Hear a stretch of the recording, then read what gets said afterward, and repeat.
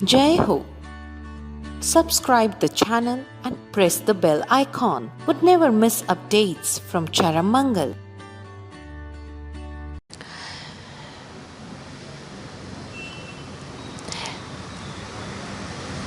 एक नगर के बाहर लगभग उसकी हम कह सकते हैं बाउंड्री पर एक मंदिर था। पुराना मंदिर था, परिसर काफ़ी बड़ा था। बहुत ज़्यादा लोग आते जाते नहीं थे, पर फिर भी हम कह सकते हैं काफ़ी लोग आते थे। जैसे हर मंदिर में पूजा आरती होती है, उस मंदिर में भी पूजा आरती होती थी। और हर मंदिर में, जैसा आप लोगों को पता है, कुछ कर्मचारी रखे जाते हैं, है ना, मंदिर की साफ सफाई के लिए, पूजन में हेल्प करने के लिए, पंडित जी के लिए, और भी ऐसे कई कर्मचारी उस मंदिर की पूरी व्यवस्था को देखने के लिए, सुचारू रूप से चलाए रखने के लिए रखे जाते हैं। अब उस मंदिर में भी ट्रस्टी जनों ने कुछ कर्मचारी रखे हुए थे। एक कर्मचारी जो था वो घंटा बजाता था। मंदिर में घंटा होता है ना, तो जब आरती होती थी तो वो नियमित रूप से घंटा बजाता था। पढ़ा लिखा नहीं था, लेकिन जब वो घंटा बजाता था ना, तो पूरे आत्मा से बजाता था। वो ऐसा भूल जाता था घंटा बजाते हुए स्वयं को, मानो वो खुद ही घंटा हो जाता था।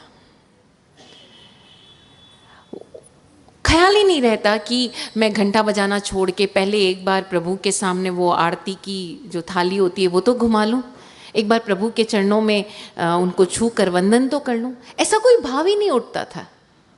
बस मस्त तल्लीन होकर वो घंटा बजाता था। और वो इतनी तल्लीनता के साथ,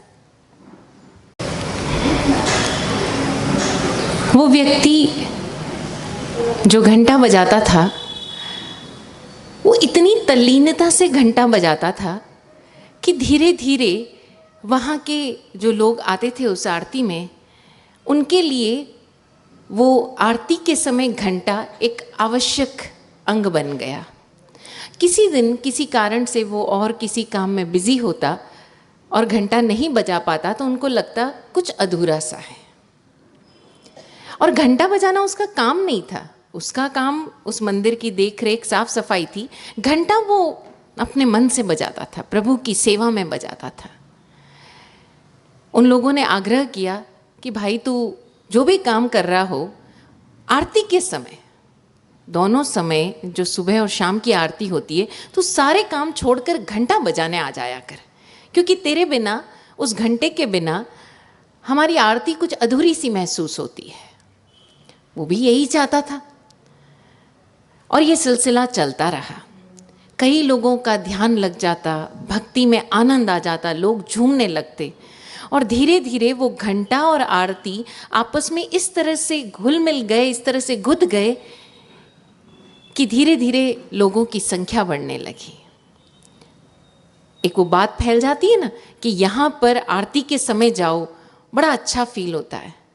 धीरे धीरे उस मंदिर की ख्याति बढ़ती गई और इस पूरे सिलसिले को चलते हुए काफ़ी समय हो गया। जो मंदिर की ट्रस्टीज़ की जो बॉडी थी, एक समय आने पर जब ट्रस्टीज़ थोड़े लगा कि अब हम उम्र दराज हो गए हैं, तो नए यंगस्टर्स को जोड़ा जाए, तो उन्होंने अपने पुत्रों को या और कुछ लोगों को चेंज किया और ट्रस्टीज़ की बॉडी चेंज हो गई। जब ट्रस्टीज़ की बॉडी चेंज हुई और मंदिर की ख्याति वैसे बढ़ ही रही थी, तो आते ही कुछ व्यवस्थाएं चेंज हुई। व्यवस्थाएं चेंज हुई तो उसमें एक व्यवस्था ऐसी रही कि अब से इस मंदिर में काम करने वाले सारे कर्मचारी पढ़े लिखे होंगे। जो भी पढ़ा लिखा नहीं है वो इस मंदिर में काम नहीं करेगा। छंटनी हो गई। अब जब छंटनी हुई तो जो ये बंदा घंटा बजाता था उसका भी नंबर लग गया, क्योंकि वो पढ़ा लिखा नहीं था, उसको नौकरी से निकाला गया। तो उसने कहा कि घंटा बजाने और पढ़े लिखे होने का क्या संबंध है? पढ़ा लिखा दूसरे कामों में होना चाहिए, पेड़ी पर बैठने वाला या और किसी काम में, लेकिन ये घंटा बजाना या मंदिर की साफ सफाई करना, इसमें पढ़ाई लिखाई का क्या संबंध है? आप मेरी तनख्वाह चाहे बढ़ाओ चाहे ना बढ़ाओ, लेकिन मुझे नौकरी से ना निकालो। ये घंटा मैं बजाता हूँ तो मैं अपने प्रभु से कनेक्ट करता हूँ, आप मुझे मेरे प्रभु से दूर ना करो। लेकिन ट्रस्टीज़ ने सुनी नहीं, निकाल दिया उसे। अब जब उसे निकाल दिया तो वो घंटा बजाने आ नहीं सकता मंदिर में, वरना लोगों को लगेगा कि ये अनावश्यक दबाव डाल रहा है नौकरी पर रखे जाने के लिए। लेकिन लोगों को कुछ कमी लगने लगी। 1 दिन 2 दिन, सप्ताह 10 दिन बाद उनको महसूस हुआ, वहाँ नियमित आने वाले लोगों को, कि कहीं कुछ कमी है, कहीं कुछ कमी है, हम उस आनंद में नहीं पहुँच पा रहे हैं। वो पहुँचे उस बंदे के पास और बोला, भाई भले ही तू इस मंदिर में नौकरी ना करता हो, लेकिन तू घंटा बजाने के लिए आ जाया कर। वो बोले, मैं तो तैयार हूँ, मुझे उसके लिए कोई पैसा नहीं चाहिए, मैं जहाँ भी काम करूँगा वहाँ से घंटा बजाने के समय आ जाऊँगा। लेकिन इससे ट्रस्टीज़ के ऊपर गलत प्रभाव पड़ेगा और वो कहीं समझेंगे मेरा लालच है, मैं फिर यहाँ पर दबाव बना के नौकरी के लिए आना चाहता हूँ, तो भाई मुझे मजबूर ना करें। लेकिन लोगों को तो चाहिए था वो। फिर उन सभी लोगों ने मिलकर एक प्लान बनाया कि ऐसा करते हैं, हम सब मिलकर तेरी एक छोटी सी दुकान खुलवा देते हैं मंदिर के सामने, तो तू अपना काम धंधा करना और घंटा बजाने के समय आ जाना। जब तू नौकरी पर रहेगा तो मंदिर वालों को भी कोई आपत्ति नहीं होगी, जैसे हम लोग मंदिर में आते हैं वैसे तू भी आता है, हम लोग पूजा आरती करते हैं, तू घंटा बजाता है, तो अपना सारी सेटिंग बराबर चलेगी। बात जम गई, सब लोगों ने मिलकर नौकरी लगा दी, वो दुकान खुलवा दी छोटी सी, और वो डूब कर आनंद से घंटा बजाने लगा। सिलसिला चलता रहा, वो मज़े से अपने प्रभु की भक्ति में डूबा हुआ उस घंटे के साथ स्वयं को जोड़ता चला गया, पूरे भावपूर्वक घंटा बजा रहा है जब जब समय है आरती का, और बाकी समय अपनी दुकान संभाल रहा है। उसकी भावधारा, लोगों की दुआ, समय का फेर, कुछ सालों में ही एक दुकान से कई फैक्ट्रियों का मालिक बन गया। लेकिन घंटा बजाने वो नियमित आता था।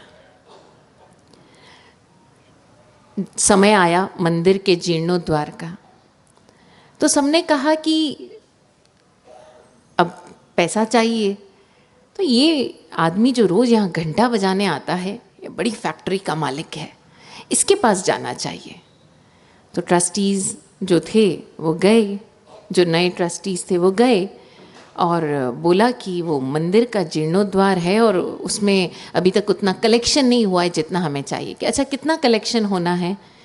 कि इतना इतना। अच्छा ठीक है, आप मुझे मत बताइए। उसने चेक बुक निकाली, फाड़ा और अंगूठा लगाया और बोला कि रुको, कितना अमाउंट चाहिए मेरे इस सेक्रेटरी को बता दो। घंटी बजाई, सेक्रेटरी आया, उसने वो चेक दिया और बोला जितना अमाउंट ये भाई साहब कह रहे हैं इस पर भर दो और दे दो। अब आप सोच सकते हो कि ट्रस्टीज़ की हालत क्या हुई होगी कि इतनी बड़ी फैक्ट्री का मालिक और ये अंगूठा लगा रहा है, इसको ये भी नहीं पता कि अमाउंट कैसे भरा जाता है। ये क्या चमत्कार है, ये क्या फेर है। तो उन्होंने बोला, आप बुरा ना माने तो एक बात पूछूं, आप इतनी बड़ी फैक्ट्री के मालिक हैं और आप अंगूठा लगा रहे हैं, ये चमत्कार कैसे हुआ? उसने कहा घंटा बजाने से, उसी मंदिर का घंटा बजाने से। बोले समझा नहीं? बोले कुछ नहीं, मैं सिर्फ घंटा बजाता रहा, बाकी काम प्रभु करता रहा। आप और हम सोच सकते हैं कि ये घंटा बजाने का चमत्कार था कि वो प्रभु के मंदिर में घंटा बजाता था और एक दिन प्रभु ने उसको मालामाल कर दिया, करोड़पति बना दिया, ज़मीन से उठाकर फलक पे बिठा दिया। लेकिन ज़रा हम इस बात की गहराई को समझें। वो केवल घंटा नहीं बजा रहा था, वो उसका नियमित क्रम नहीं था, वो उसकी ड्यूटी नहीं थी। वो घंटा बजाते हुए पूरी तरह से वहां उपस्थित था। उसकी मन, वचन, काया तीनों एक लय ताल में थे, एक सुर ताल में, हार्मनी में थे।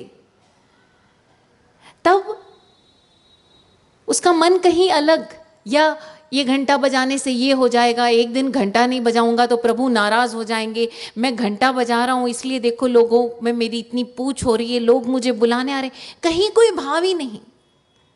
वो घंटा बजाना उसके लिए पूजा, उसके लिए साधना, उसका ध्यान था। और जब ध्यान वहां सद गया तो क्या हर कार्य में ध्यान नहीं सदेगा? फिर वो जो भी करता वो वहां उपस्थित होकर करता। हम जरा चेक करें खुद को। हम ध्यान भी कर रहे हैं, हम सामायिक भी करते हैं, हम प्रार्थना भी कर रहे हैं, हम प्रवचन भी कर रहे हैं, और हम कहाँ हैं? आध्यात्मिक रूप से जरा चेक करें खुद को कि हम कहाँ हैं। क्योंकि हर समय हमारे मन में, हमारे भीतर, बाहर, हर जगह एक कैलकुलेशन चल रही है। आज के इस फास्ट टेक्निकल युग में हर कोई मल्टीटास्किंग है ना? तो हम तो धर्म के क्षेत्र में भी मल्टीटास्किंग कर लेते है ना। आप लोग सब मल्टीटास्किंग, मतलब मल्टीटास्किंग यानी एक ही समय में कई कई काम करने वाले। गृहिणियां होती है ना, एक ही टाइम में फोन पे भी काम चल रहा है, खाना भी बन रहा है, साइड में मशीन भी चल रही है, इधर मिक्सर भी चल रहा है, मल्टीटास्किंग है। आप लोग बिजनेस में भी मल्टीटास्किंग हो और धर्म के क्षेत्र में भी मल्टीटास्किंग मान रहे हो ना मल्टीटास्किंग? हाँ, कितने सारे काम एक साथ कर सकते हो आप लोग। प्रवचन भी सुन लेते हो, सामायिक भी कर लेते हो, माला भी कर लेते हो, पाठ भी कर लेते हो, है ना। यहां पर हम प्रार्थना कर रहे हैं, हम अपना पाठ कर रहे हैं, काम निपटाने ना एक साथ बहुत सारे। सामायिक भी कर लेते हैं, जाप भी कर लेते हैं, माला भी चल रही है, और प्रवचन तो कान को सुनना है, हमें थोड़ी सुनना है, कान को सुनना है। कान अपना काम कर रहा है, हाथ अपना काम कर रहे हैं, मुंह अपना काम कर रहा है, जाप चल रहा है, आंखें अपना काम कर रही है, पाठ पढ़ रहे हैं। कितने मल्टीटास्किंग हैं हम। जब हम 5 इंद्रियों को ही एक साथ साध कर नहीं चल रहे तो मन तो असंख्य चित्तों वाला है। हम खुद जानबूझकर उसको अलग अलग दिशाओं में भेज रहे हैं, और फिर कह रहे हैं मन वचन काया चलित हुई हो तो तस्मिच्छामि दुक्कडम। हो गया ना सब। जो गलतियां हम जानबूझकर करें और फिर भी कह रहे हैं जानते अजानते कुछ हुआ हो तो तस्मिच्छामि दुक्कडम। पाप तो हमें लगेगा ही नहीं क्योंकि हमने तस्मिच्छामि दुक्कडम कर लिया। कुछ गलत तो होगा ही नहीं क्योंकि हमने तस्मिच्छामि दुक्कडम कर लिया। हमारे पास सारी बातों के जवाब है। अगर कुछ चेंज नहीं भी हो रहा है तो ये हमारी गलती थोड़ी है। 5वां आराध चल रहा है महाराज जी, हो ही नहीं सकता चेंज, तो हम प्रयास ही क्यों करें? हम प्रयास ही क्यों करें? क्योंकि हमें पता है मोक्ष तो होना नहीं है।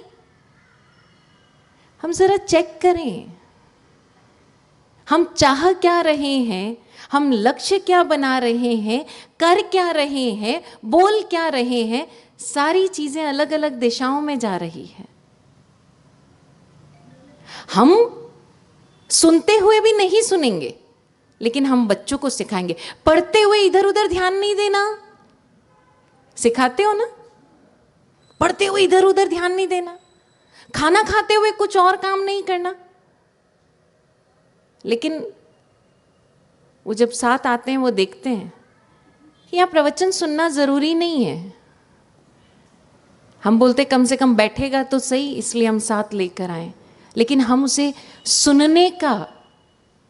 सुनने की जो कला है वो कहाँ सिखा रहे हैं कि कुछ नहीं बेटा तू बैठ जा, तू सिर्फ सुन ले, अंदर जा रहा है। टेक्निकली आप लोग सब ये काम करते हो। एक पेन ड्राइव को जब लैपटॉप में लगाते हो कॉपी करने के लिए, तब बीच में कोई और दूसरा सिस्टम शुरू नहीं करते हो, कोई और सॉफ्टवेयर शुरू नहीं करते हो। क्यों? क्योंकि एरर आ जाएगा कॉपी होने में। यहां कॉपी होने में एरर नहीं आएगा क्या? आएगा ना? तो अब ये एरर ना आए इसके लिए हमें क्या करना है? एक समय में एक ही काम। प्रवचन सुनने आए तो मात्र प्रवचन सुनो। प्रार्थना करने आए हो तो मात्र प्रार्थना करो। सामायिक कर रहे हो तो मात्र बैठकर सामायिक करो। जाप करना है तो सिर्फ जाप करो। सबके पुण्य आपस में ही कंफ्यूज हो जाएंगे। परसेंटेज कम होगा ना, 10% ये, 10% ये, 10% ये, तो वैसे ही गड़बड़ होनी है। तो एक काम करो, उसको 100% कर लो। एक काम करो, उसको 100% कर लो। हम सब स्वयं को जानना सीखें, देखना सीखें। 5 मिनट ही दो। आज निकलने से पहले, यहाँ से ये स्थानक का परिसर छोड़ने से पहले खुद से एक सवाल करके और उसका जवाब स्वयं को देकर फिर निकलना कि मुझे कब क्या करना है। हम सब स्वयं की इस यात्रा में गतिशील हों, स्वयं को जानने की, उपलब्ध होने की यात्रा में गतिशील हो। यही सद्भावना। जय हो।